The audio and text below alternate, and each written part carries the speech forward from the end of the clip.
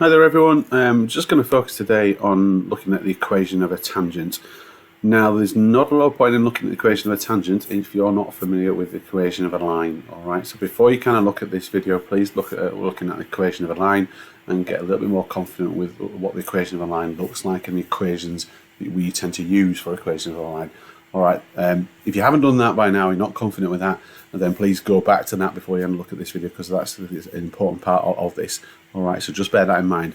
I will try and explain it as I go through this, but of course if there's gaps in your understanding in relation to equation of a line, and the equation of a tangent is again equation of a line, but it's how you kind of come to that, okay?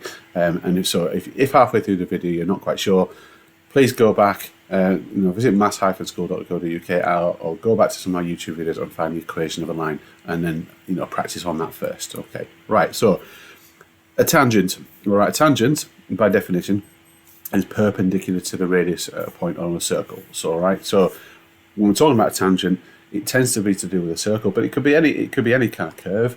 But in this particular case, we're looking at the idea of thinking the centre of a circle is at 0, 0. That's what we learned from a previous lesson at GCSE when looking at the equation of a circle. So the tangent is one that's perpendicular to its radius. Okay, and that's quite important. Again, that's one of the geometry facts. And if you've done circle theorems, then I guess you'll know that by now. All right. So again, it might be something you need to go back and look at if you're not quite sure what I'm talking about. Okay, so looks a little bit like that. All right. So you see the tangent, which is this line over here. Let me know where's my cursor gone. There it is. So equation of a line there. So that's the tangent, and of course that's the radius, and obviously the right angles to show that they're perpendicular. All right. So you might be asked to find the equation of a tangent to a circle with the centre 1, 2. So that's the centre at the point 5, 10. So you've got two coordinates given. That's going to be the centre 1, 2, and the point 5, 10. All right.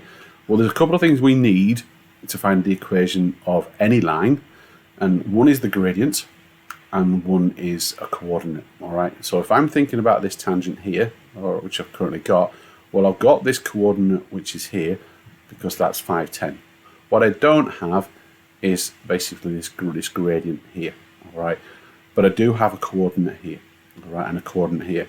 So I should be able to work out the gradient using the two coordinates that I've got, the 1, 2 and the 5, 10.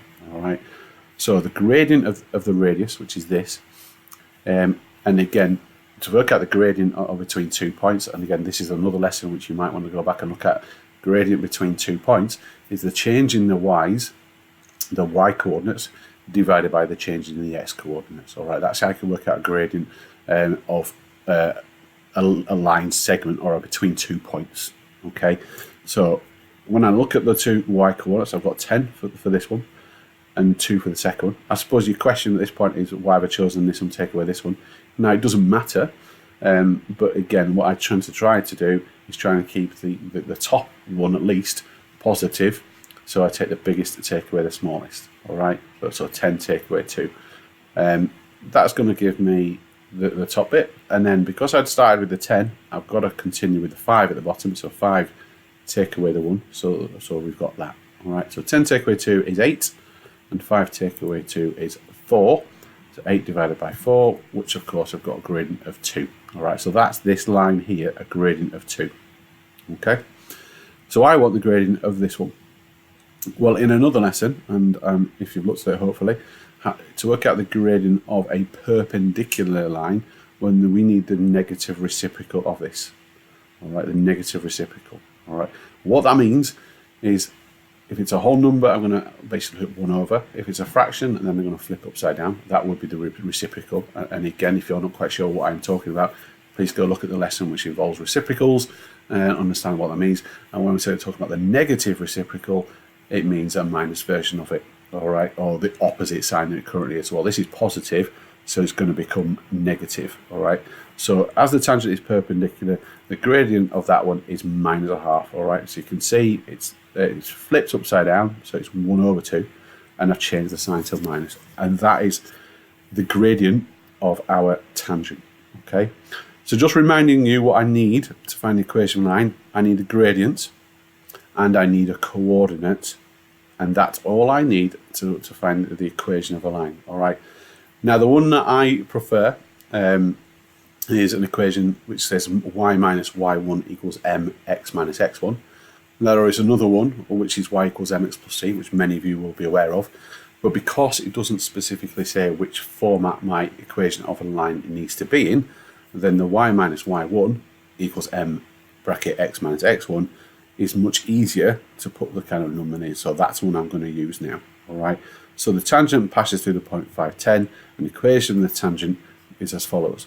So we put y minus y1, that means the coordinate here, all right, so the value of one appears on the line, equals m, well that represents the gradient, which we know is minus a half, and then x minus x1, all right, which is this coordinate over here, all right. So I've put that one, and that one directly from the information which we've got, which is why I kind of like it, because I don't have to do anything else with it, all right. I'm not really going to do anything with it either. That is an equation of a line. It might not look like y equals mx plus c, but it's got a y, it's got an x, and it's got a bunch of numbers, and that is a reasonable solution to be used and given in an exam. So there's no reason you need to change it or do anything else with it, which is why I tend to use it, okay, because it's technically correct. All right. So if you were going to use y equals mx plus c, you would have to go through the same process of putting y, m, and x in to figure out what c was. And again, no problem with that. But of course, you are dealing with minus a half, which just makes it that little bit more awkward to kind of to deal with, which is why I stick to this in most cases. All right. So that's the equation of the tangent. That's how you can figure out. There may be some gaps in your understanding from what I've just kind of gone through. So if you're not quite sure about negative reciprocals or perpendiculars or what a tangent is, or all those kind of different aspects, or the equation of a line where I've come across this, please do a look at the other videos that try and figure out. So, you know, there's a link at the bottom, maths-school.co.uk. All the videos obviously on YouTube. So do a bit of digging and try and enhance your kind of understanding. All right, thanks for listening. Bye-bye.